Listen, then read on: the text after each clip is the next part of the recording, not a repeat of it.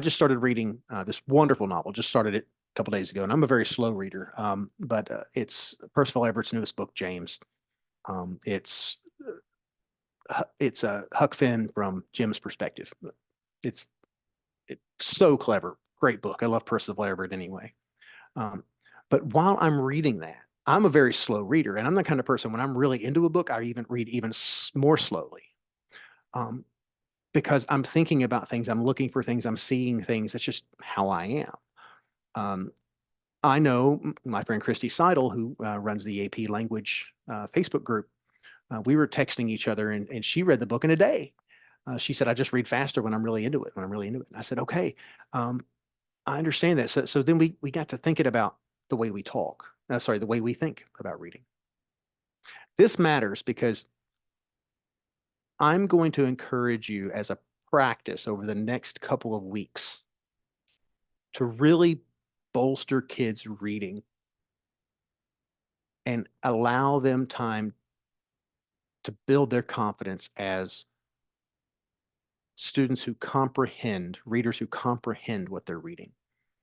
Okay, especially in AP literature, because we all know those students who read things and then want to jump to interpretation, but then can't back it up with evidence.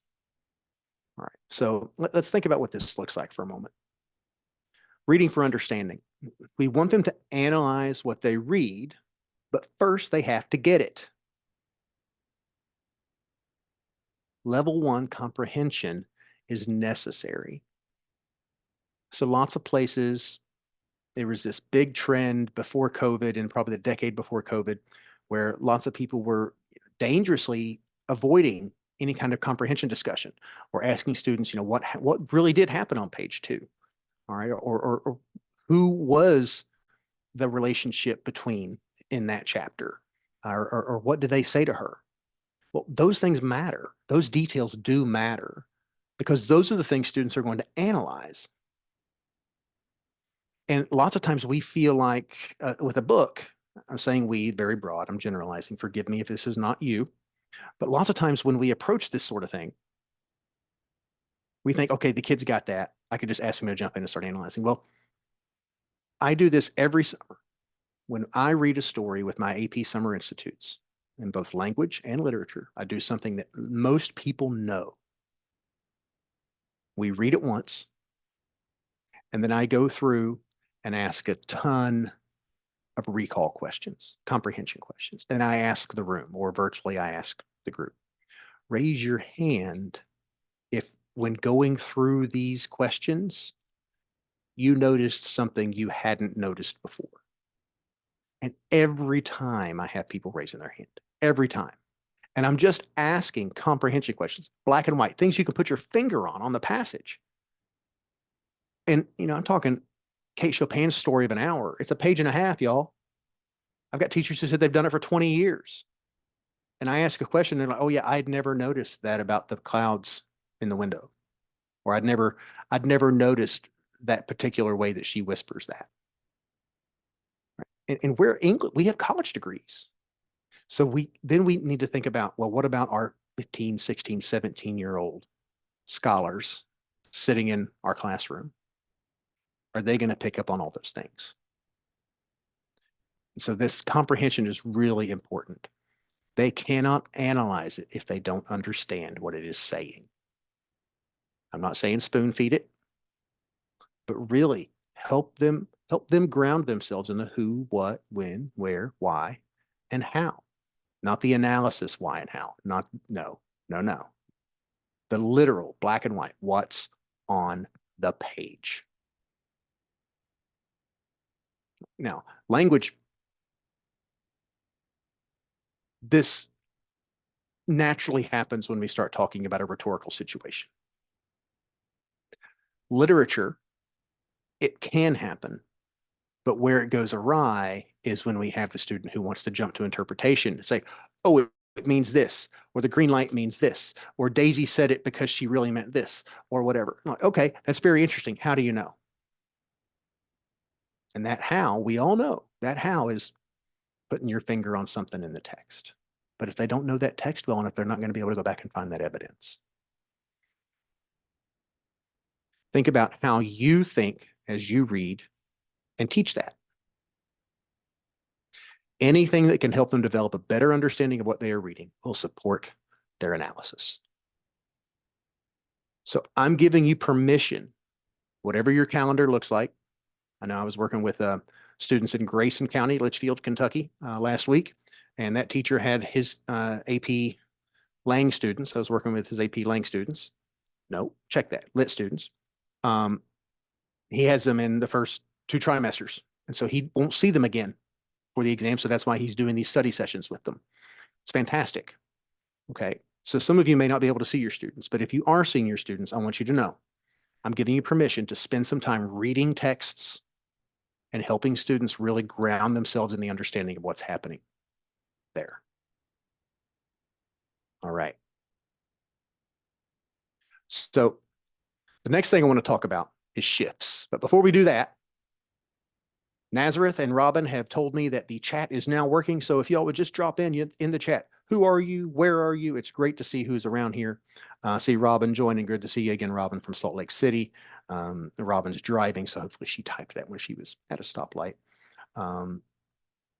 See, there's Benjamin Stroud from Koppel High School. Beth Dibble. Beth, good to see you always. Great to see everyone here. Emily is in Vermont. One of my favorite places in the world, Emily. I went to Middlebury College. I love Vermont. So it's great to see everyone here from Vermont to Arizona, Connecticut to Houston. It's just wonderful. Great. So thank you all so much. And there's Elizabeth here from South Korea. Elizabeth, you win. There's no prize, but you win the furthest away award. So thank you so much for being here. All right, everybody. So next I want to talk about shifts. And a lot of people do this. This is nothing new to most of you. But for some people, it's become a lesson that they do and then move on. Whereas this should be something students are grounded in all year. This is fundamental to reading texts. Longer texts usually have shifts back and forth in some way. With poems, we often look for them. People like to bring up the sonnets and the end of the sonnets with the couplets and voltas and poems and stuff like that. But I really want students to get to where they are looking for and recognizing where the shift happens. The way I introduce it is very simply. Some of you have heard me do this before. I'll say, hey, Robin, I really like you, but we all know from the time we're 4 or 5 years old, we know that whatever that person's trying to tell us is coming after the but. Whatever came before was probably buttering us up. All right. So I'm looking at this and I'm saying, I see Rosita Kochi from, I'm probably saying that wrong, but she's from Killeen, Texas.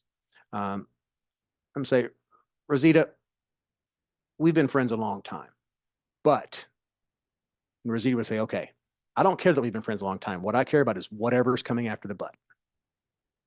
And so with that, we introduce different shifts to students. And then we start looking at shifts maybe that aren't so obvious.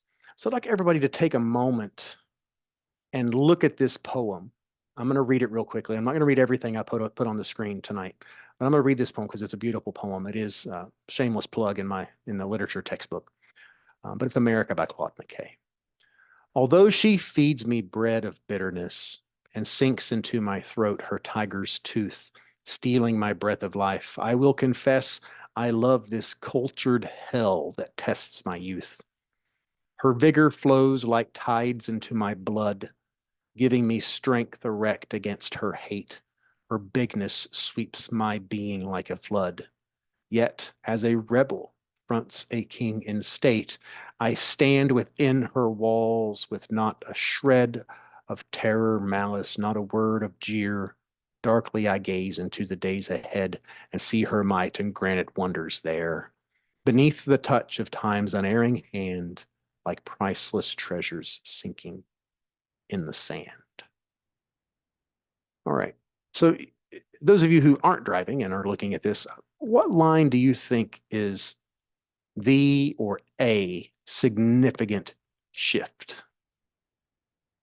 Drop that in the chat.